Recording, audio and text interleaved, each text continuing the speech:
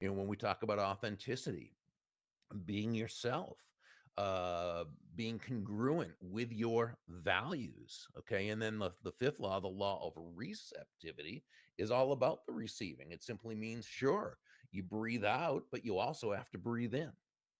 It's not one or the other. You breathe out carbon dioxide, you breathe in oxygen. You breathe out, which is giving value. You breathe in, which is receiving value. Now, this is something that every sustainably successful business person has done. Because if you took away even one of those five, Hmm. you couldn't be nearly as successful. Wow, amazing and profound, powerful. Thank you. Thank you.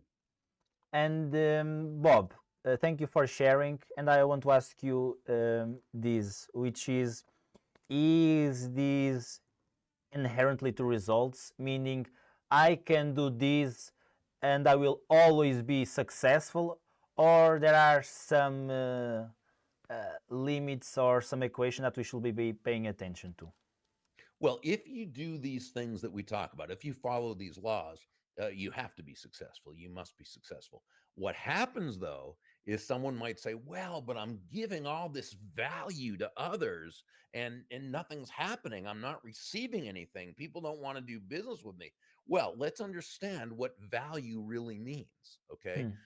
see, price is a dollar figure, or a euro, or a peso, or a yen, or Yes. whatever it happens to be. Okay, Mm-hmm. that's okay.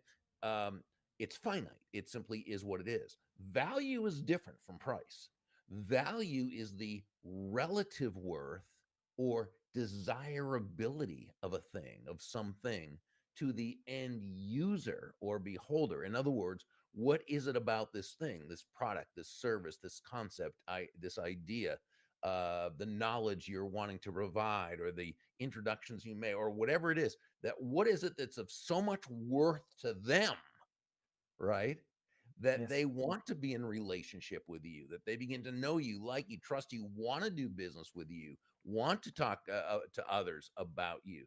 And so what happens is a mistake is made where we might think we're giving all this great value to people, but its value as we understand it to be a value, not necessarily as the other person sees it as being of value, right? So here's the thing.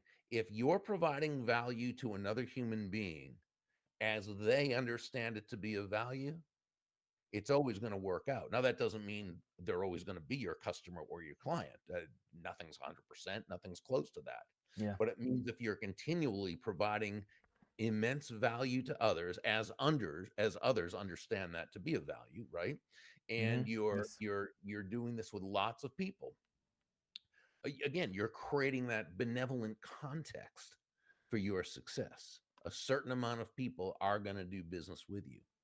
Yeah, and I believe one of the reasons for that, if I might, it is because every time people talk about you, they will only have, or we hope, only positive things to talk about Sure, you, right? sure, So if you have a thing that you work on and people need that, they will remember you and they will talk about you, right? sure, absolutely. Great point. Okay. Um, so I want you to share a little bit on the core aspects of the laws in the Go Giver book to our audience that might not know the Hmm. book and they want to get some snippets of Sure, it. sure. So we gave a little bit of an overview of the laws earlier. So let's go a little deeper into them. So the law of value says your true worth, in the business sense, of course, your true worth is determined by how much more you give in value than you take in payment. So here's what this means. Because it sounds like what we're saying is, you're going to go broke, give more in value than you take in payment. But remember what we were talking about with price and value. They're two different things.